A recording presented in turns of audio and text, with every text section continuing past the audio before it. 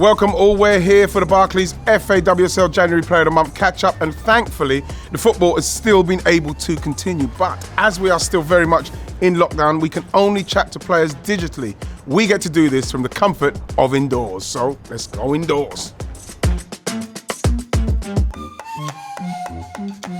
So ladies and gentlemen, the Barclays Player of the Month for January is forward and currently the all-time leading Chelsea goal scorer, Fran Kirby. Fran Kirby, Barclays Player of the Month for January. How are you feeling? Yeah, good. Really, really nice, obviously, to win this award. We got to start at Reading because you was at Reading Academy when you were 7, right? And so you go back there, you score 4 goals. How's everything feel? Tell me about you going to the game. How's it all feel for you? It's always a bit surreal playing against Reading because, I grew up there and I played alongside Kelly Chambers. So to go back and, get a few goals against them again, that was always quite nice. And what was it like for you as a girl playing football at that time? Was it easy for you to get to play football at school? For me, I never really struggled because I think I had a lot of respect from the boys at school and they all, wanted me on their team because obviously, I was all right as a kid back then. But yeah, I was quite lucky that I actually got scouted on my street. I was just on the street doing kick-ups, dribbling, like you always did as a kid. And then someone was driving past and saw me doing it. And were like, oh my God, you should come and play at our team or whatever. So I just went along and then it just kind of escalated from there. Did you have aspirations to be a footballer? Was you thinking, I'm better than the guys I'm playing with? I have videos of me playing football when I was 3 years old, when I was a kid. And that's all I wanted to be, was a footballer. I'd watch football non-stop all day, every day. So, yeah, I think either way, I would have ended up playing football. Whether it would have been, the journey that I have been on, it would have definitely happened for sure. It's vitally important that young girls get the opportunity to play in respect. Like Barclays, what they're doing for 2024. You think it's good that the girls are going to have the same thing by hopefully 2024 in school? This game is building so excitingly now and we want everyone to be involved as much as possible. So if we can encourage them at such a young age, then I think it's really exciting for the future. I think that's not a bad message. But you're here because you are Player of the Month, Barclays Player of the Month. So let's have a look at some of your footage, which I think is pretty impressive. This goal here, this one, this is brilliant. High line from Reading and then poor defending there. She can't lose that if she goes commits. But your finish here, Fran, bam, fantastic. Yeah, obviously I've played on that pitch before, so I knew how big it was. Yes. It's more kind of the gamble, Sam is so good in the air and I know that, she might win it. And then obviously, being able to take the ball around the goalkeeper is always a nice feeling. And the closing down, you've got obviously defenders under pressure, but like the strength here, Fran. Great strength. Doesn't happen often. The strength and the fitness, you're looking really sharp there.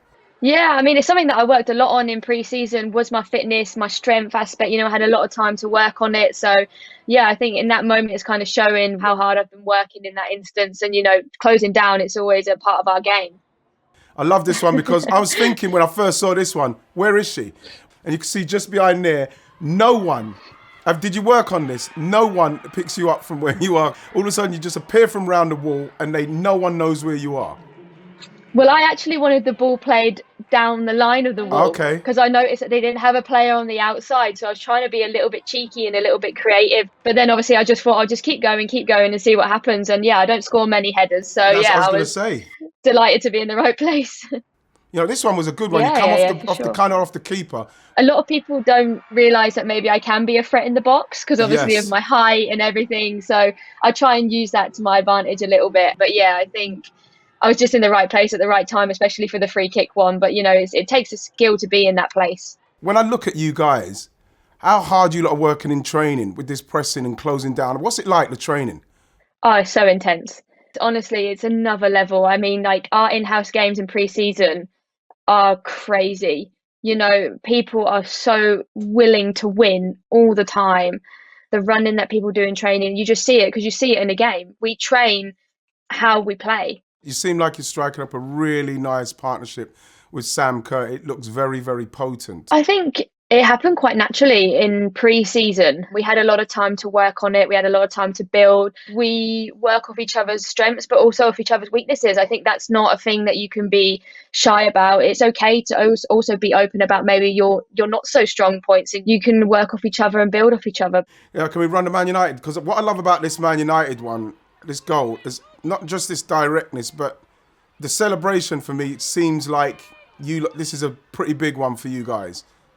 Yeah, and it was one of them social distancing celebrations, so Yeah. it was a bit awkward. I'm running around going crazy, and I'm like, okay, but I can't actually high five people. But it's a great clearance, obviously, from Anne, and I just kind of just gambled a little bit and just thought maybe I can get on the end of this, and luckily I did, and yeah, I saw the goalkeeper go down, so I just needed to lift it as much as I could. So what's your ambitions for the rest of the season for Chelsea? Because at the moment, I've got to say you're looking great. We want to win each game as it comes, and we have to do that. The league is so super competitive, and we have to make sure that we're leading the pack or keeping up with the pack. It's one of them moments. And I've got to say, I didn't even congratulate you on the England call up again. Yeah, it's massive. It's the biggest honour. It's what you grow up thinking about, and every time you get the call up, it's just as special as the time before. And I haven't been part of the squad for a long time. I'm really looking forward to getting in, obviously with a new manager and everything, seeing how she works. And yeah, I think it's exciting for everyone, obviously, with the Olympics coming up and the Euros coming up.